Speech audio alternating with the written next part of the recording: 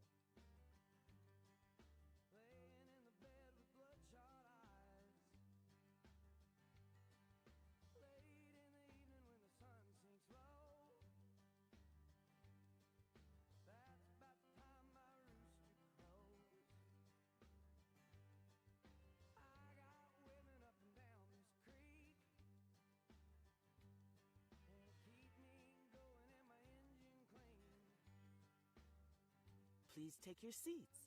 The program is ready to begin.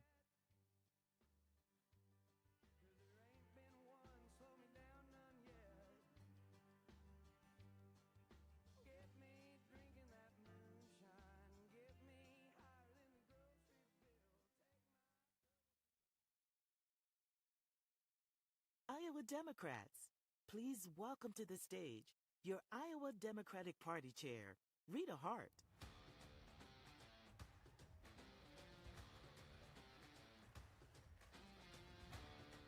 Thank you. Thanks, everyone.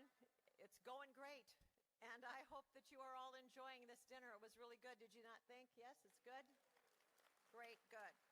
So again, we're really excited to have all of you here in this sold-out event. And I know that you are really excited to be here with Kentucky Governor Andy Beshear with us tonight.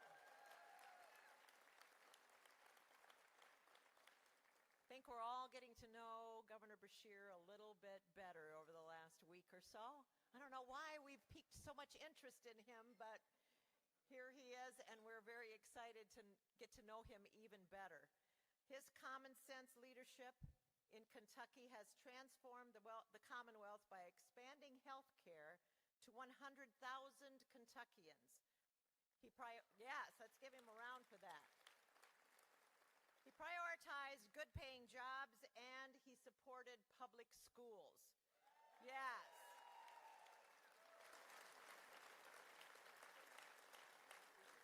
And here's a novel concept. Governor Beshear also knows how to win, especially in tough races where it seems like the odds are stacked against him. That's why I'm really excited that he's here tonight, so that he can help fire up all of us to get to work and to elect more Democrats this November. And Governor, you'll be pleased to know that some of your friends from Kentucky even helped us out tonight. Jack Dulworth from Kentucky bought a table all the way from home here tonight. Thank you, Jack. Let's give Jack a round of applause. And actually, while we're at it, would all of tonight's table sponsors please stand to be recognized? Because that's very helpful to us. All of the table sponsors. There's a few more out there. Come on. All right, don't be shy. I'd also like to briefly thank Christy Vilsack, who's here tonight. There she is. Wave again, Christy. They didn't quite see you. There she is. Yeah, Christy. And I also want to thank our Association of State Democratic Committee Representative, Karen Bradford Coleman, who is here joining us tonight also. Where are you, Karen? There she is. Thank you both for your support. So, Democrats, are you excited? Yes. I want to tell you that I have really felt, as you have tonight, I believe, a real shift in energy all across the state. You know, I spend a lot of time on the phone every week, and I got to tell you, there was a lot of excited people on the other end of those calls this week. So I believe that Iowans and voters all across this country are ready to make history. We're going to grow our bench here in Iowa at the Iowa State House.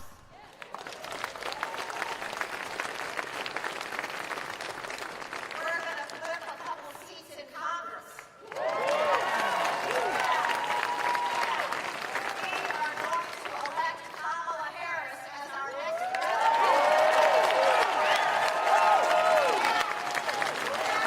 Let's do it. That's awesome. Good job. Thank you, Zach. This is so great.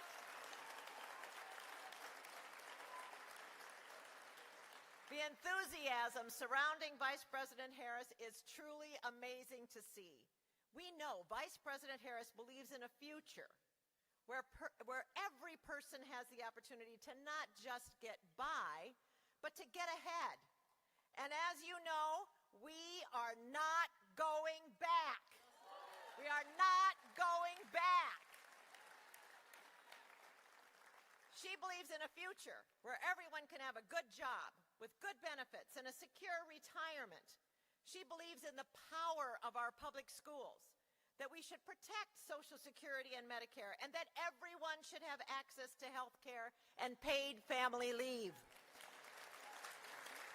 And she believes that politicians should stay the heck away from women's doctors' offices.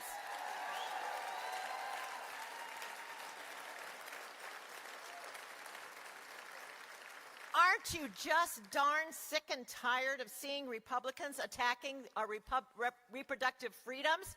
Aren't you sick and tired of that? Every woman in this room is afraid of what our young women have to face in the future. And that's a terrible feeling. On Monday, a draconian abortion ban will go into effect in this state.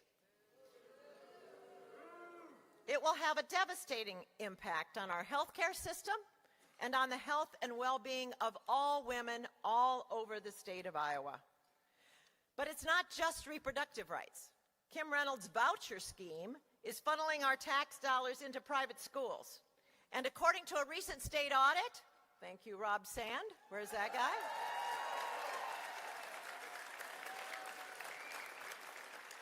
According to that audit, this program is going to cost taxpayers even more money at the expense of our public schools. So, you know, I take that very seriously. As a former teacher myself, I remember, as you do, that everyone knew that our public schools here in the state of Iowa were the best in the country. Yeah, we remember that, and we were proud of that. When I was teaching, I didn't have to worry about book bans. That was the least thing that had ever even occurred to me, and here we are. And I felt really valued as an educator. That's how educators should feel even more today. Stand up, educators. Anybody who's an educator in this room, get up. Stand up. Yes. You are the ones. You are on the battleground. You are making the difference. And you are not valued enough. We value you here in this room. Iowa Democrats value our educators, and we are ready to go to bat for you. So I think that we can return to a time when our schools were the envy of the nation. But as I've been telling all of you as I go across the state, it's going to take work.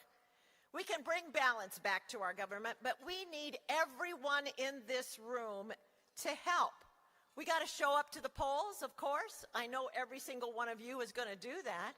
But we got to get our friends and our neighbors to show up to the polls. Because we know that when Democrats show up, we win, right? When we show up, we win. So, we're going to get started right tonight. Here's what we're going to do. I want you to take out your phone. And if you have not done this yet, maybe some of you have already done it, but take out your phone and go to www.iowademocrats.org/planyourvote. I'm serious. Get your phones out. Get this done. This is my teacher voice. Are you getting it yet? Okay. www.iowademocrats.org/planyourvote. And select right now how you plan to vote in November. That is a huge part of our work from now till we start voting, is to get as many people to get on this website and tell us how they plan to vote. Because once we know that, then we can really help people get to the polls. Because it's not been so easy lately. Right? They've changed the dates. They don't have as many satellite offices. You know, it's just harder. They've closed the window. So people are confused. We've got to know how people plan to vote and help them get there. So, have you gotten it done? Do I have to come around and check?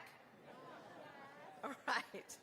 Okay, so after you've got this done, it's so easy. Now make sure you go home, you go to the grocery store, you go wherever you go, and make sure all your friends are signed up too. It's really going to be helpful. It's going to make a difference. That's what we've got to do. We cannot let anyone stay home. This time, it's so important that we get as many people out there to show up and vote. So, thank you very much. I hope you enjoy tonight's speakers and the rest of this evening. And right now, I am excited to welcome to the stage Iowa House Democrat leader, Jennifer Confers.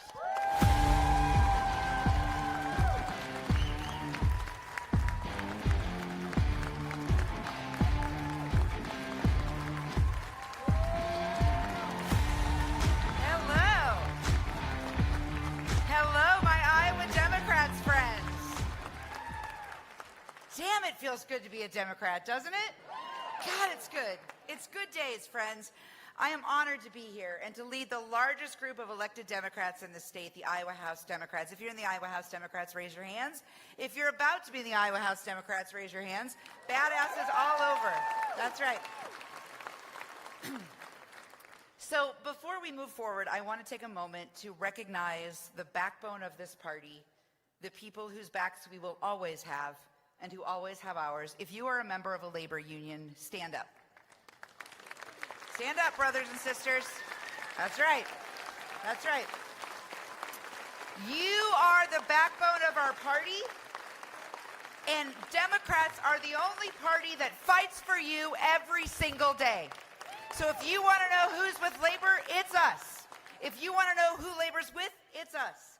We are a hell of a team. So I'm proud and honored to stand with labor every day at the Capitol and fight back, because that's not a lot of fun sometimes. The fighting back, not the standing with labor. You know, my first ever dinner like this was my freshman year at Drake University. Those are my bulldogs. Hello, babies. And I worked the rope line as a volunteer for a woman named Hillary Clinton, who was about to become our first lady. And in that moment, I got the bug. I got inspired. I got fired up, and I thought, this is the best it's going to be. And now I'm talking to you tonight from the podium as the first woman ever to lead the Iowa House Democrats. 101 days. 101 days before we elect the first woman president. I tell you, it is a good day to be a girl boss. I tell you what, it's a good day. So I've been in the legislature 6 years, and as I often say, it's an honor, if not a pleasure. It is a tough job, and it is absolutely worth it every single day. And what I know is this: we are going to build back. We are going to get to the majority. We have a plan, and it all starts right now. So let me just tell you this. Republicans feel like they're going to be in charge forever. They vote like it, and they act like it. And it's our job to tell everyone that that's not true. We're going to flip the Iowa House, and it's going to take longer than I want, but it's going to happen a hell of a lot sooner than they think. So we are ready to fight back. So we are putting people over politics every day, and we're giving Iowans what they want. Instead of listening to special interests, we've been listening to Iowans. You know what Iowans want? They want strong public schools. They want places where educators are valued in the classroom and that they get to teach what they know is right instead of having to teach some curriculum that was bought and paid for by a special interest. They do not want, boy do Iowans not want, unlimited dollars, your dollars, going to private schools across the state at the expense of the 485,000 kids who go to public schools. Iowans hate vouchers, and we're going to make them pay. You know what Iowans want? They want help for their kids who might learn differently and who might get to school and need a little bit of help. They want a partner in their children's education. What they don't want is one of those partners to be completely indefensibly gutted by getting rid of the services that AEAs provide and cutting them by $70 million. That's not what they want. They are furious. Iowans hate this, and we're going to make them pay. And I don't think it's asking for a lot. But Iowans would like the basic dignity of the opportunity to decide what they do with their own bodies. And they do not want extreme abortion bans, threats to birth control, and in vitro fertilization. They're coming for them, my friends. Iowans are fed up. They're furious about this abortion ban, and we're going to make them pay. That's exactly what we're going to do. The one downer part of my speech today is how gutted I am about what's going to happen on Monday. I will tell you that when the news came down about the court saving us, or not saving us for the first time, about the abortion ban, I was devastated. I couldn't pull myself together. I didn't want to leave the house. I couldn't stop crying, because we've been saved by the court 7 of the last 8 times. And I think Iowans thought it would always be okay. We would always have our rights. And it was devastating to learn that we didn't. And so we've been dreading this day on Monday, and we're going to do all we can to remind Iowans that what Republicans did this last summer is make half of this room and half of this state second-class citizens. Iowans are furious, and Republicans have to pay, and you're going to help us do it. They have to pay for what they've done. So how are we going to do it? I am very excited to say that Democrats have 81 people running for Iowa House seats across the state. That is more than Republicans, and that tells me that Democrats are ready to step up and fight back, and that Republicans are twisting arms to get people to come down to the Capitol. Don't worry, we'll make it so that they don't come down. That's what we're doing. We're knocking on doors, we're meeting voters where they are, we're targeting them differently. We're reaching out to them with research-based messaging. We always say we're going to focus on dollars and doors. Anybody ever heard that phrase? Raise money, knock doors in legislative races. I've added a third: discipline. We have to be messaged, we have to have message discipline, because we need to talk about what Iowans care about: public education, vouchers and AEAs, and abortion rights, because Iowans are fed up, and that's why they're going to vote. So Iowans are sick and tired of politics. Sick of it. Anybody have a friend like that? I don't want to talk about it anymore. Don't talk to me about it. And in the last few days, I've gotten calls from those people. Okay, well, maybe I'll pay attention. Oh, what's that about? Well, I mean, I didn't think we had a choice, but there's this person named Kamala Harris. I was like, you mean President Harris? We know her. Come on board. Knock on doors. Raise money. If you want to help get her elected in Iowa, then help us out too. So it's working well. Iowans don't feel heard. Democrats are listening. Iowans want balance. Republicans are too extreme. And Iowans are ready for Democratic leadership in this state. I hear it and I feel it every single day, my friends. We're going to pick up seats this year. We're going to flip the Iowa House soon. And then finally, we will have a legislative majority that puts the people first. Last thing I'll say, I got the opportunity to speak with a Republican legislator yesterday. I know, you're jealous. And in that conversation, he said, oh, Jennifer, I'm sorry. This is really bad news for you guys. And I said, what is? And he said, this whole Kamala Harris thing. And I said, what? Why? He goes, well, I mean, Trump's going to be president now. It's a done deal. And I was like, what? First of all, you're an amazing pundit. Okay, good job. Second of all, why? Well, all I'm hearing is that it's really bad. I was like, yeah, what you watching, sir? What you listening to? Iowans are fired up. Then I gave him a few numbers, and he was like, yeah, but it's just never going to work. I'm like, well, your racism and sexism are showing, my friend, but we're going to kick your butts anyway. So here's what I know. They like it when we're discouraged. They like it when we stay home. That's when they win. So how's about they find out what happens when they gut our AEAs, when they take public money and put it to private schools, and when they take away the rights of half of Iowa. And let's show them what happens. Democrats take over and we fight back. Let's spend the next 101 days fighting like hell for every Iowan who deserves a voice and isn't getting one at the Capitol right now. Let's flip House seats.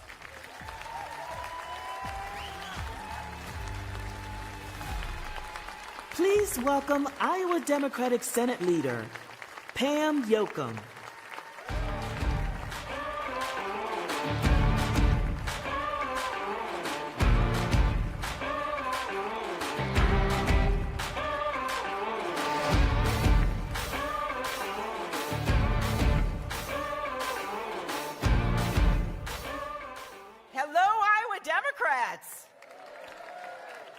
Welcome, Governor Beshear, First Lady Brittany Beshear. It is a pleasure to have you in Iowa. Thank you.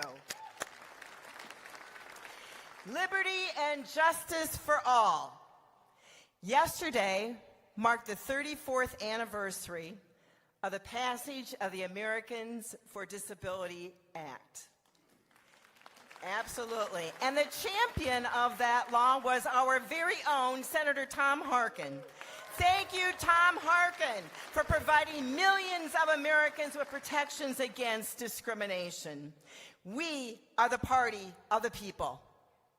The last 6 days can only be described as unprecedented. Last Sunday, you all know, President Biden passed that torch of leadership for the 2024 presidential election to Vice President Kamala Harris. And he did so because, in his own words, he said, "Nothing can come in the way of saving our democracy, and that includes personal ambitions." And then his strong endorsement of Vice President Harris left no doubt for his respect for her and his belief in her abilities to lead this nation as our next president. Kamala Harris's candidacy has brought an explosion of new energy and enthusiasm. Vice President Harris, Iowa Democrats are fired up. We're ready to go, and we're ready to make history again. As a former prosecutor, Kamala Harris knows Donald Trump's type. She didn't just fall out of a coconut tree, and neither did we. On a personal note, I want to truly thank President Biden for his remarkable 50 years of public service to our country.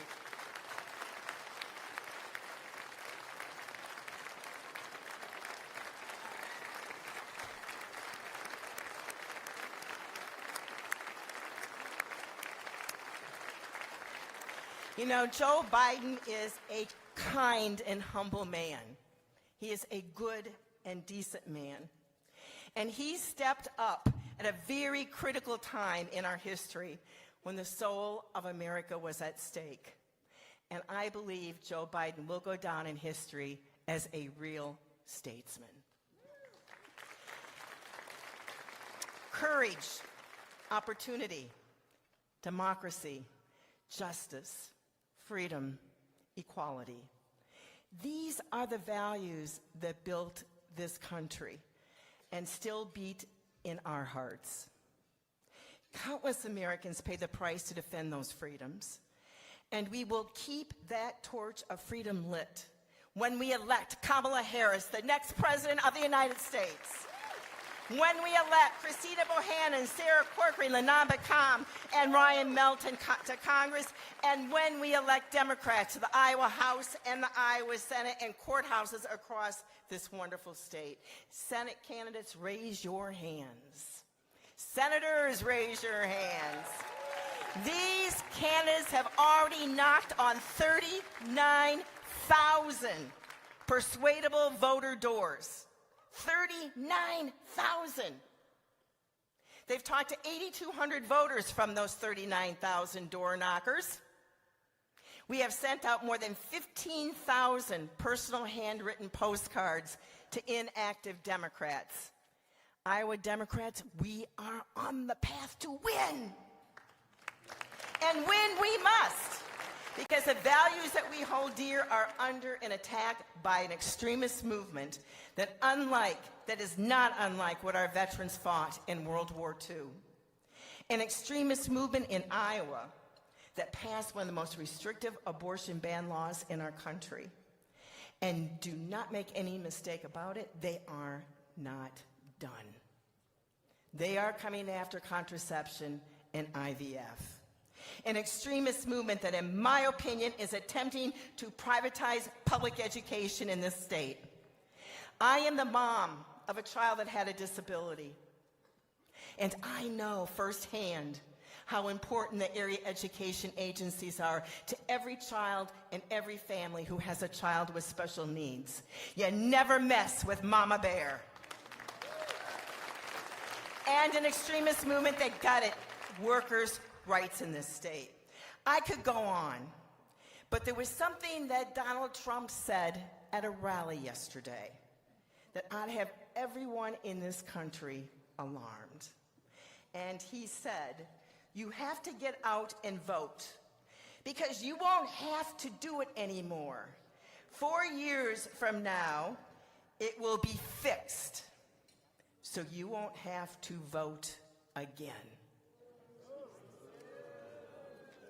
Democracy is on the line. Enough already. It's time for them to go. What time is it, Iowa Democrats? It's time for them to go. We are the party of freedom, opportunity, and government accountability. With your help in electing Democrats to the Iowa Senate, the Iowa House, We will make reproductive freedom a fundamental right in Iowa's Constitution. We will fully fund public education and restore our area education agencies, and we will restore and expand collective bargaining rights for Iowa's workers. With your help, social, economic, environmental justice will move forward, and we will protect every Iowan's right to vote. Elections are won at the local level, and that's why in the coming 101 days, we need everybody in this room to burn the shoe leather. We choose moving forward, not backward, hope over hate, unity over division, freedom over fascism. As President Harry Truman said, I never gave them hell, I just told the truth and they thought it was hell. Let's raise some hell, Iowa Democrats. Let's make history on November 5th. Thank you so much.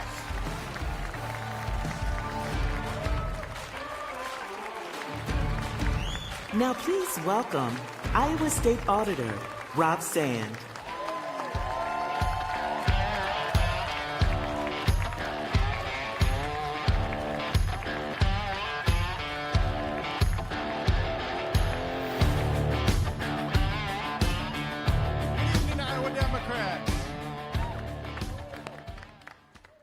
How we doing? All right. Lead us not into temptation. Just a handful of words that I try to say every day. I'm not perfect. But it's been an important part of my life, an important part of my faith, like it has for many other people. It's a big piece of my life because growing up in the Sand family in Decorah, we didn't just say grace, we sang it. And I had an aunt that made a living making artistic, religious artistic work. An uncle that was a pastor in the ELCA, later a bishop. When my wife suggested that we name our second son Axel, I did what every good husband does when they hear an idea from the wife that they don't like, and I kept my mouth shut. And then I did what every good Norwegian Lutheran boy from Decorah does, and I looked it up in the big book of Scandinavian names. And it meant Father of Peace. And I couldn't say no. Because instantly I thought about the Sermon on the Mount. Blessed are the peacemakers, for they will be called children of God.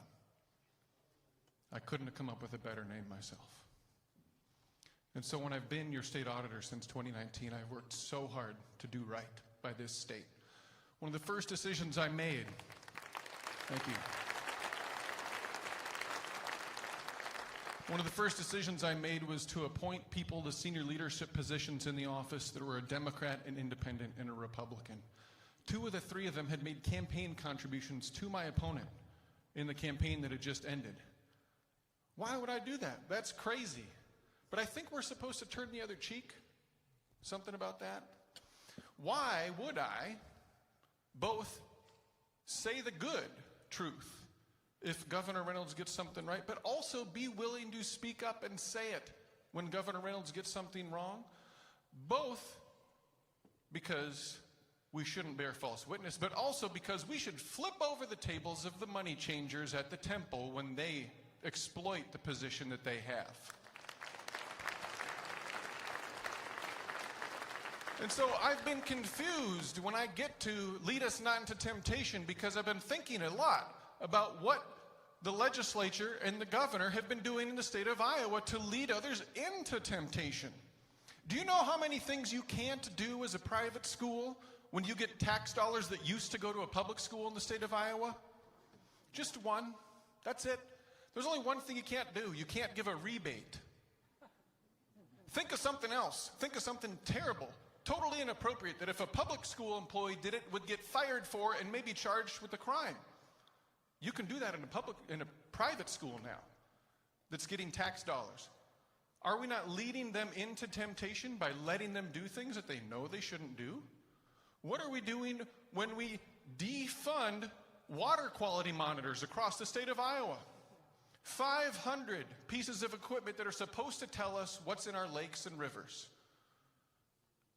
Are we not leading people into temptation, telling them, well, it doesn't matter what's in there, we're not going to find out?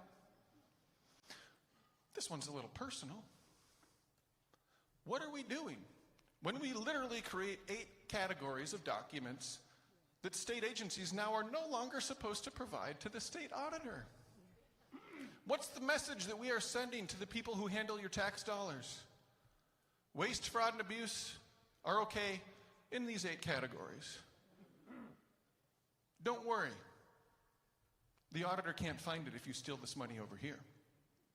Don't worry if you have a hard job and you see some waste and fixing the waste is going to be complicated. Just let it go, because they're not going to find out about it, right? Over and over and over again, we are seeing these examples of where the legislature and the governor, as a Republican trifecta, are leading people into temptation in the state of Iowa, tempting them to abuse our tax dollars and tempting them to abuse our rights, our fundamental rights, right? Let's not forget the AEAs. My mom's career was as a physical therapist in Northeast Iowa, doing the Lord's work, healing with her hands. She did home visits, she worked in schools, she drove all across Northeast Iowa, and she would come home and she would say, my kid learned to walk today. And she said it with the same pride as she would have said it when it was my sister or I growing up. How dare they take away our ability to care for each other through that program and through that work across the state of Iowa.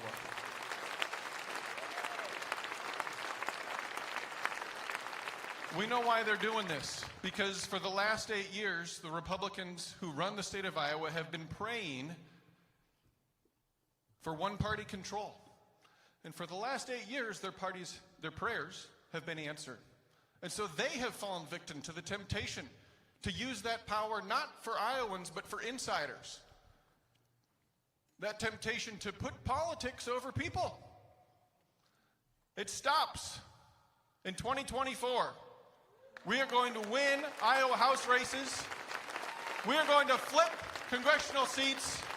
And then we are going to move on and continue to build the power of the Democratic Party in the state of Iowa so that we can restore checks and balances and make sure that we have transparency, accountability, and justice rising in the state of Iowa like a new dawn in the east. Thank you.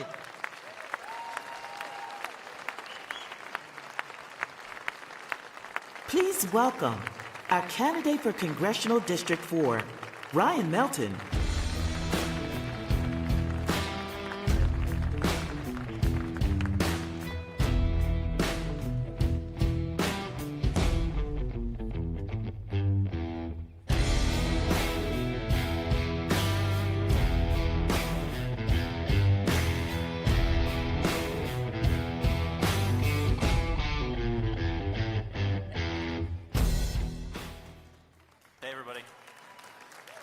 Where are my 4th District friends at? Where are my 4th District friends? Here we go. Gotcha. How about, thank you, Rita. There's a reason Rita's the chair. So just to forewarn you, my throat's a bit scratchy. Had a bug a couple weeks ago. So now that you've been forewarned, it's not a Marco Rubio frantic drink of water. 10% of you may get that reference, but I'm going to put, well, actually it'll stand up right there. Perfect. All right. So what I want to talk to you about today is are the trials and tribulations of running for Congress and as conservative a district as I'm running in. Encapsulated by a story or a conversation I had at the Mills County Fair in Malvern a couple Saturdays ago.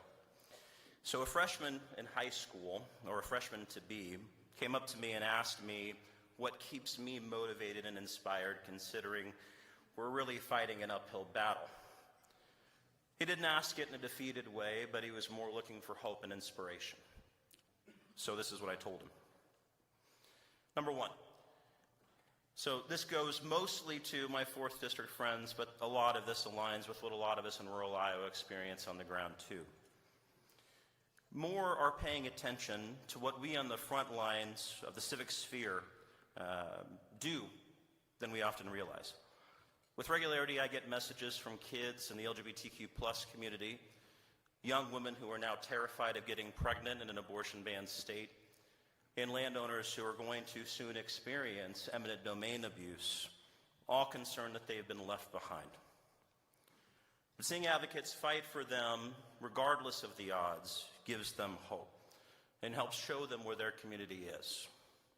They see they aren't alone, and that matters immensely. Number two, by continuing to run for open offices despite the odds, we hold the powerful accountable. We force them to knock doors and attend public forums where they otherwise would not have done. We force them to spend money they otherwise would not have spent. And we force them to attempt to defend the indefensible. In 2022, of the 25 state house seats we have in our 4th congressional district, we only had 10 Democrats running. This cycle, we're up to 17.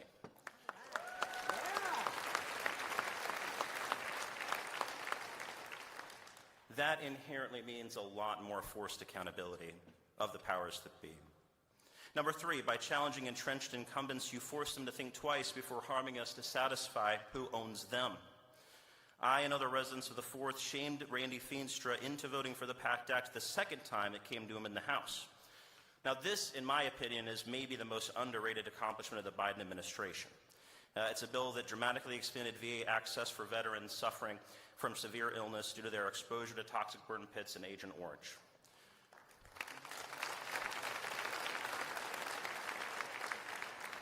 Now, the first time my opponent voted against that bill, a bill that had universal consensus support from veterans advocacy groups, but not only did he vote against it, he then went on a radio program bashing the bill as being a waste of money.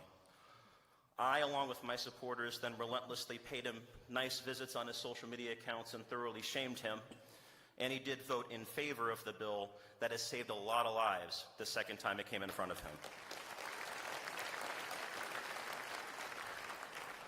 Number four, while the ultimate goal is certainly the win on Election Day, we can accomplish a lot of wins on specific issues in the meantime. Last legislative session in Des Moines, I protested anti-LGBTQ+ bills at the Capitol, and I certainly was not alone. Hundreds filled the Capitol in Des Moines numerous times protesting such bills. The legislators certainly could hear us in their committee chambers. You can ask Jeff Shipley about that. Over 20 anti-LGBTQ+ bills went down in defeat last session, despite the Republican Party's hold on both chambers and the governor's seat.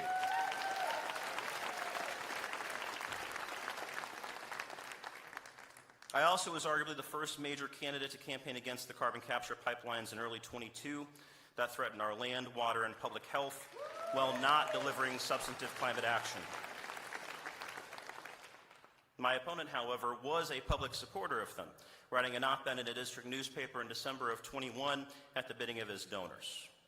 When I started campaigning against these pipelines in early 22, he went silent on the issue, as a stance has become more and more unpopular, a stance that now 80% of polled Iowans oppose, rendering the tens of thousands in donations he received from Bruce Rastetter a less helpful investment.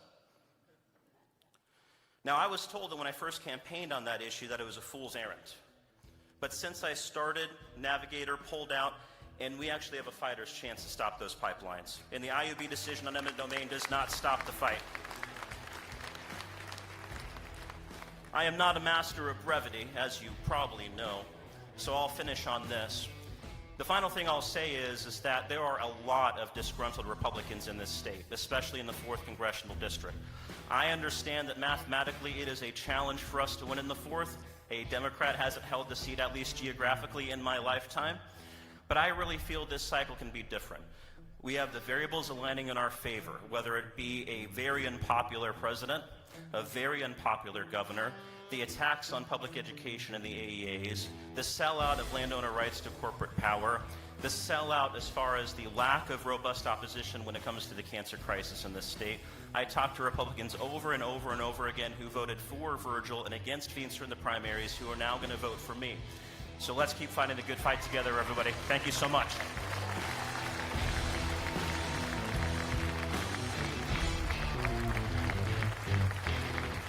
Please welcome our candidate for Congressional District 2, Sarah Corkery.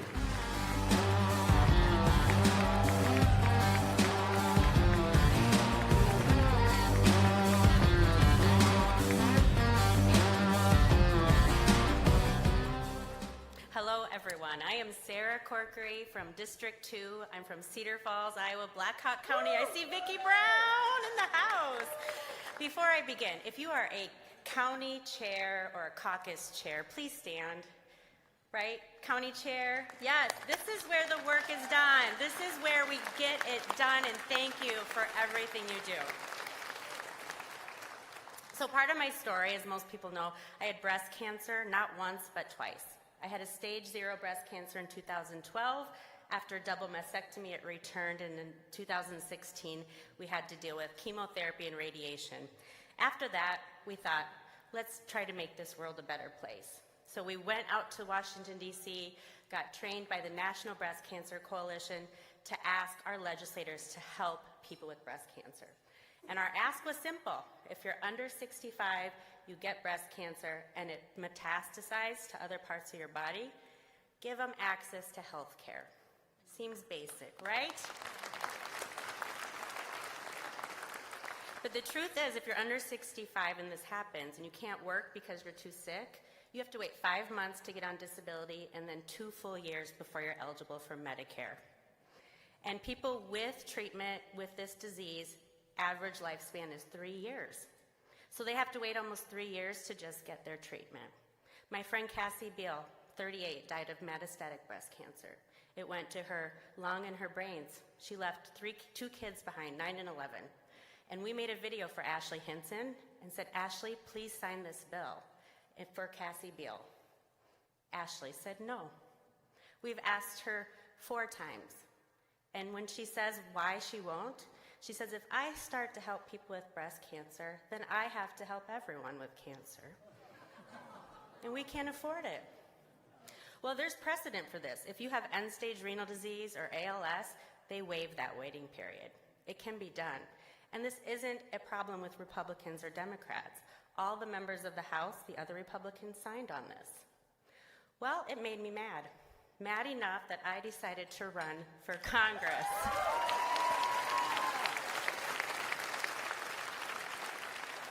So I made a little video on October 17th last year. I'm running for Congress, and when I win, I'm going to sign that bill. And I thought for my friend Cassie Beal. Well, October 17th, 2023, Ashley Hinson finally added her name to the bill. She co-sponsored it in honor of Sarah Corkery.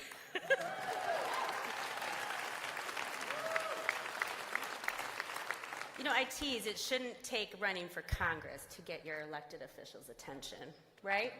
Or if that's what it takes, just do it 4 years earlier and just get it over. But imagine you have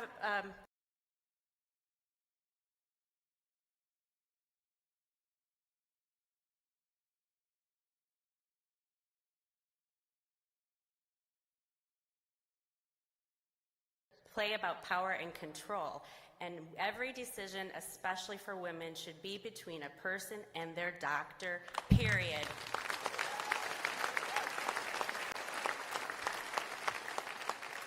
So, I think it would be a great idea. I've been known as the firecracker candidate, right, Rita? Because I get people pumped up. I'm so proud to be a Democrat, and we have felt that shift in the air just in the last few days. We've been out to county fairs, and yesterday was the first time we had Republicans and independents lining up at our booth. True. They're ready to switch because of Kamala Harris, and thank God for Joe Biden, who we love and deserve his appreciation. So I say, as a firecracker, let's fire Ashley Hinson. And this can get done. The District 2 in Northeast Iowa is a 3rd Democrat, a 3rd Independent, and a 3rd Republican. So don't tell me this seat is not winnable. It is. If we get everyone out to vote, we have a wonderful top ballot, we can win. So I think in honor of Donald Trump, I'm going to repeat it, and I would like you afterwards to say, Ashley Hinson, you're fired. Ready? Ashley Hinson, you're fired. I can't wait for that day. Thanks for your support. Thanks for all you're doing out here to fight every day. Thank you. Please welcome our candidate for Congressional District 3, Lanan Bakam.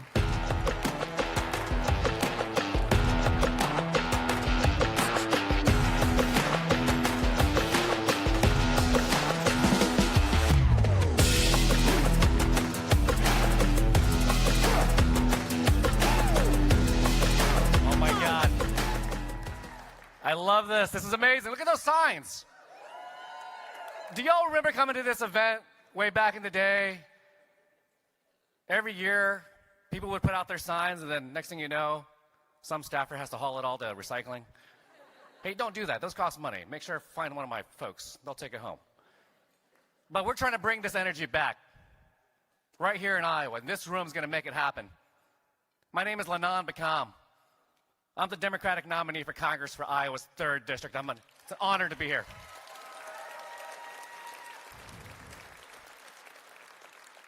And folks, I've been thinking about what to say tonight. And it has to be within 5 minutes because they're going to play that music to get me off.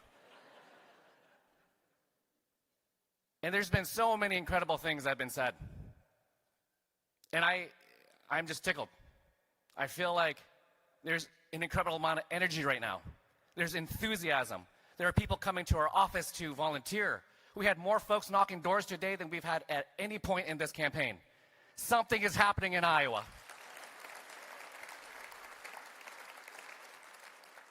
And you all a part of that. And for everything that we've heard already from our incredible speakers, that's the reason why all this matters. But let me just give you a sense of this community here in this room. It's kind of incredible for a person like me, the son of Taidam refugees. My parents came here in 1980. And it was the community that made the difference. The fact that church groups, families, individuals sponsored Taidam refugees all across Iowa. My family in Mount Pleasant, sponsored by a first-generation Swedish immigrant family. They were farmers north of Mount Pleasant in a town called Swedesburg and went to this Swedish Lutheran church. I learned a lot about Swedish culture going there with them. But is this strength of community that makes the difference for so many people in our country, and the incredible legacy we have here in Iowa, a legacy that we can all be proud of. And the community that I grew up in Mount Pleasant, with Tom and Christy Vilsack. Yeah. Incredible leaders and statesmen for our country for a long time. I'm honored to have grown up with them, worked with them. But it was the broader community that also made the difference here, folks. And that's folks like you, all in this room. You all are the reason why we're going to win. Have you seen a room this packed in a long time for Democrats? Have you? Well, let me hear it. Are y'all fired up tonight? Let's hear it. Come on. I think we can do better than that. Are you all fired up to win in November? I am. So the community matters, but the values I learned from my parents. As refugees, we didn't have a lot. But we knew for as little as we had, we could still take care of other people. Kanlakwa, kinkalaba. The traditional greeting in Taidam. I hope you're well. Have you eaten yet? And seriously, if you come to my house and my mom's there, she will try to feed you a full meal at 3 p.m. But the reality is, right here, the values I learned in Iowa, in a small town, in a rural community, on Main Street, from my parents, looking out for each other, treating each other like neighbors, paying attention to the things that matter in our communities. Those are the things that I'm paying attention to in this campaign. And I'll close with this. I want to be a leader. I want to be a leader that forges a new Iowa here. A state that we can look back on again. A state like Bob Ray's Iowa that welcomed my family.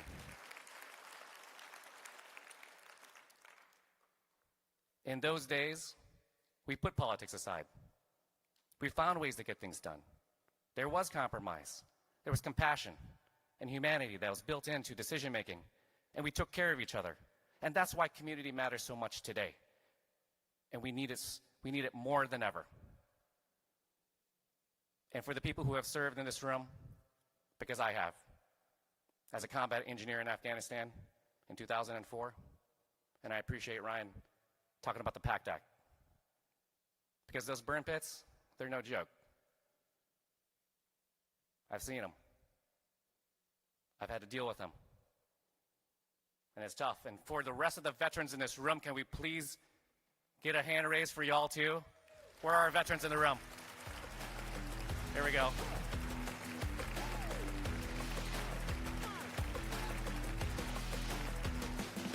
And y'all, here's the last bit. For every single person you're seeing today, for every person who represents Iowa, these people who raise their hands to take an oath of office don't do that for a party. They don't do it for a person. They do that to protect this democracy and the Constitution. And that's what we're going to get back to in this campaign. Thank you so much.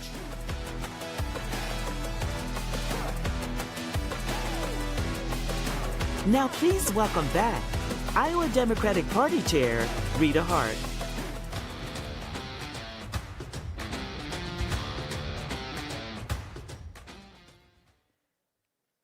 You know, when I started as chair a year and a half ago, we talked about, how to rebuild this party, how to do the hard work it's going to take to turn things around. As I go across the state, I talk about that depressed feeling we had in 2022 when we woke up the morning after the election. It's time to tap into that and remember that we don't ever want to feel like that again, right? And how are we going to get past it? Through a lot of hard work. So we've been working for over a year and a half now, and we've been laying the groundwork. And you know what? Something great is happening right now. And we're going to capitalize on that because we've laid the groundwork. And one of the things that you have to do is to have great candidates. So you just heard them. Let's say thank you one more time to Ryan, to Sarah, to Lanon, and to our leaders, Jennifer, Pam, and Rob. What a great group of people that are going to take us all the way to the finish line. And now we have one more guy who's going to come up here and talk, right? One more speaker tonight. I'm sure you're all just as excited as I am to have him on this stage. I'm not going to tell you much more about him because we've already talked a little bit about him and we're going to see a video. But please, I am honored to welcome to the Iowa Democratic Party Liberty and Justice Celebration, Kentucky Governor Andy Beshear.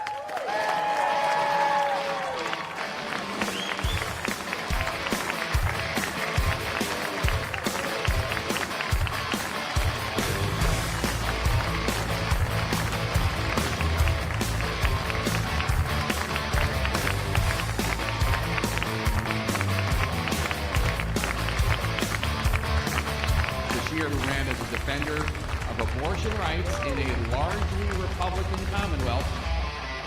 County after county come in Kentucky with Beshear running ahead of how he ran in 2019. Thank you, Kentucky!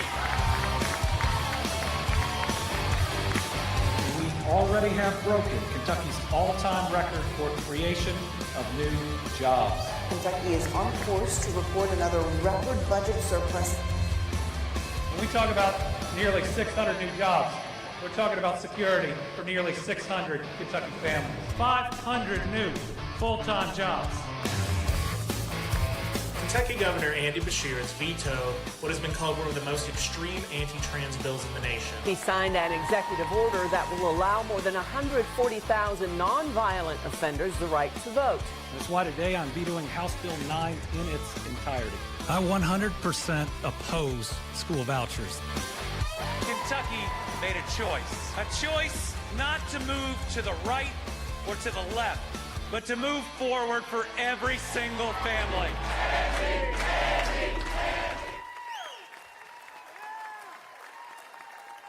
Good evening, Iowa! My name is Andy Beshear, and I am the proud Democratic governor of the Commonwealth of Kentucky. If you don't know me, I'm the guy who beat Mitch McConnell's hand-picked candidate last November in Kentucky. I'm the guy that beat Donald Trump's hand-picked candidate in the Commonwealth of Kentucky. And together, We're going to help Kamala Harris defeat Donald Trump this November.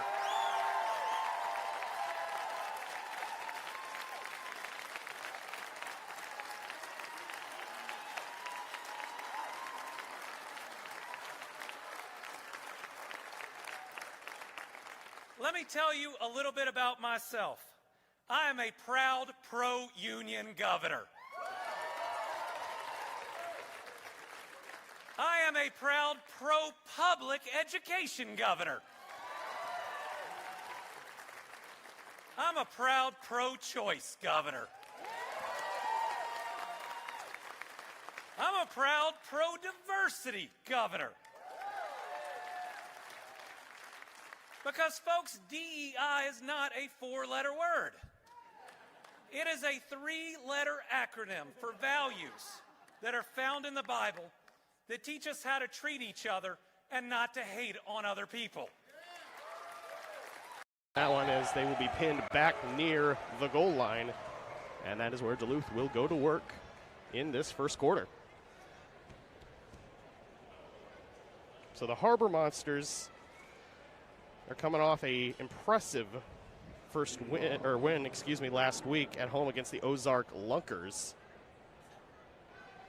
51-18 against the Ozarks, giving up the fewest points in a game in league history, although be it the first season of the league.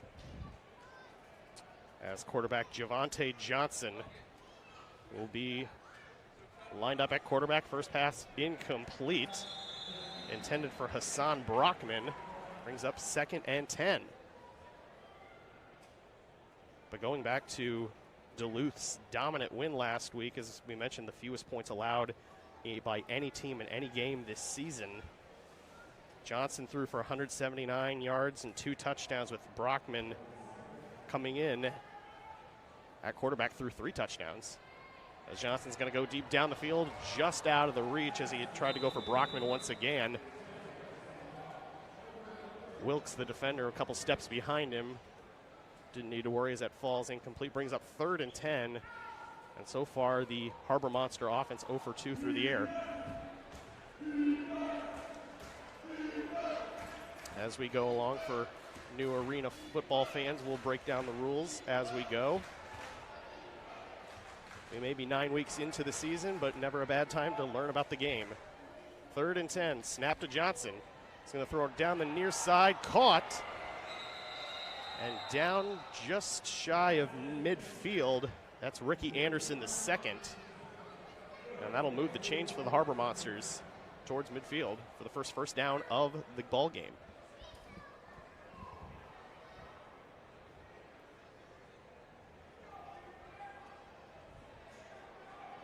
Javari Flowers catching 2 touchdown passes last week in that win for Duluth, as Johnson scrambles, fires deep downfield towards the end zone. Caught for the touchdown for Duluth, Hassan Brockman. It only took about 4 or 5 plays, and that'll put the Harbor Monsters on the board 6-0 with 12:27 to go here in the first quarter.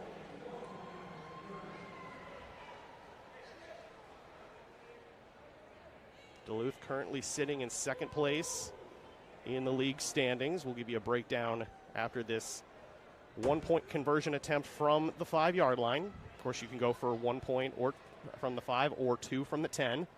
Harbor Monsters going to go for 1 as Johnson fires across to McAllister. Loses his helmet in the process, but the 1-point conversion is good.